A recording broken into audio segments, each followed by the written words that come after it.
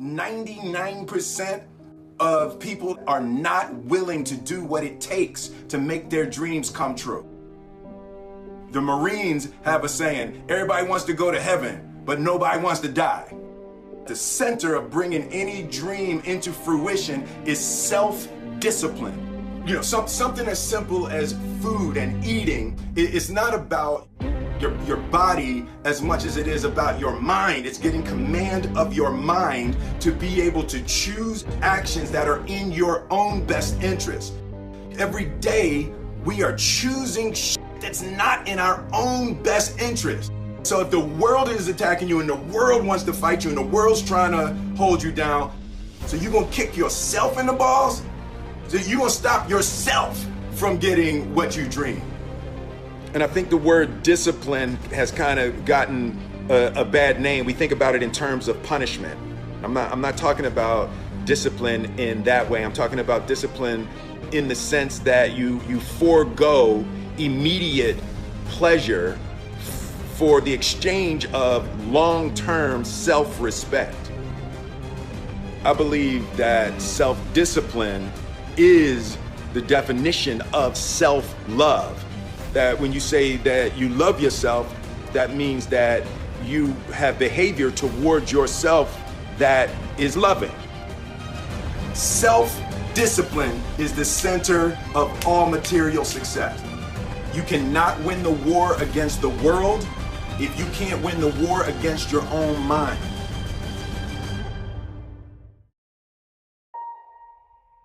Self-love is when you say to yourself, oh, man, look, I know you and that girl got a real connection. I know y'all vibe, but that's your girl's cousin. So I love you too much to let you do that. It's like you say to yourself, hey man, look, I know you want to eat that pizza and it'll be really good, you know, but I can't let you eat that, man, because if you eat that pizza, you're going to feel like shit, you know, and I love you too much to let you eat that. Self-love is, hey, look, I know you got a test on Monday, you know, and I know you really want to go out with your friends and Saturday night you want to go out, but if you fail that test, you're not going to feel good about yourself. You know, I love you too much to let you go out tonight. Self-discipline is self-love. If you want to be happy, you have to love yourself, which means you have to discipline your behavior. The road to sustained happiness is through disciplining your behavior. We tend to base our self-esteem on what other people think. And that's not really self-esteem. Self-esteem is supposed to be how we feel about ourselves. And I was just saying how dangerous it is to allow other people to determine how you're going to feel about you. And it's kind of like looking into a broken mirror. You're gonna look in a broken mirror and then change your face to try to look good in this defiled, busted, broken mirror. And it just, other people's opinions is a really way to determine how we feel about ourselves.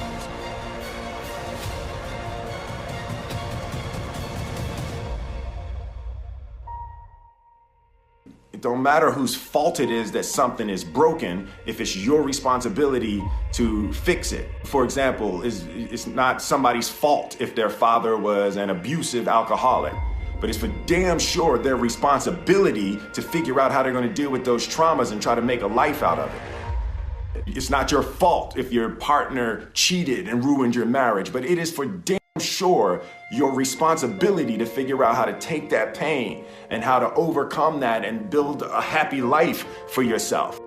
Fault and responsibility do not go together. It sucks, but they don't. When something is somebody's fault, we want them to suffer. We want them punished. We want them to pay. And we want it to be their responsibility to fix it, but that's not how it works, especially when it's your heart.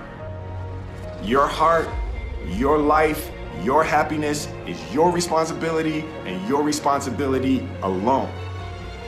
As long as we're pointing the finger and stuck in whose fault something is, We're jammed and trapped into victim mode. When you're in victim mode, you're stuck in suffering. The road to power is in taking responsibility. Your heart, your life, your happiness is your responsibility and your responsibility alone. You can make a person smile, you can make a person feel good, you can make a person laugh, but whether or not a person is happy is deeply and totally and utterly out of your control. The prerequisite for spending time with any person is that they nourish and inspire you. They feed your flame. Look at your last 5 text messages. Are those people feeding your flames or dousing your fire? Put your phone down for just a second and look around. Look to the people around you. Are those people throwing logs on your fire or are they pissing on it?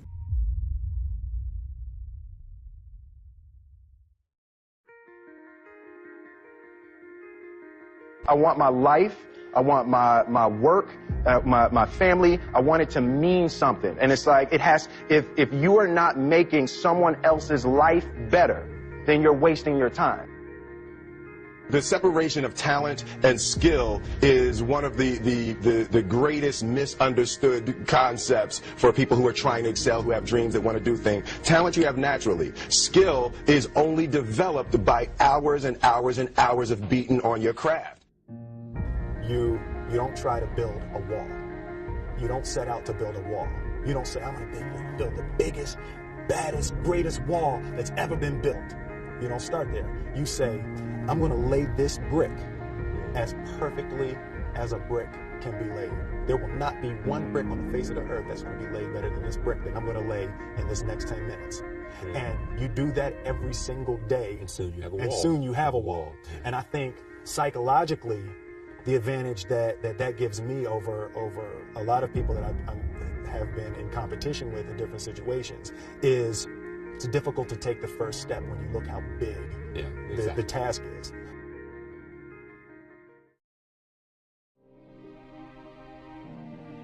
The definition of who I am is very clear to me, and it also redefines who I want to be, in that I know for a fact that I'm stronger than I thought I was.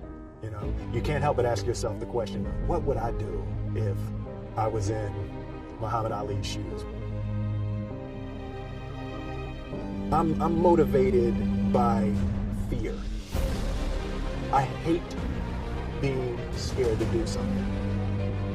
And I think what developed in my early days was the attitude that I started attacking things that I was scared of. Why were you scared in your bed the night before? What do you need that fear for? Just don't go. Why are you scared in your bed 16 hours before you jump? Why are you scared in the car? Why could you not enjoy breakfast? Fear of what? You're nowhere even near the airplane. Everything's up to the stepping out. There's actually no reason to be scared. It only just ruins your day. You don't have to jump. And then in that moment, all of a sudden, where you should be terrified is the most blissful experience of your life. And God placed the best things in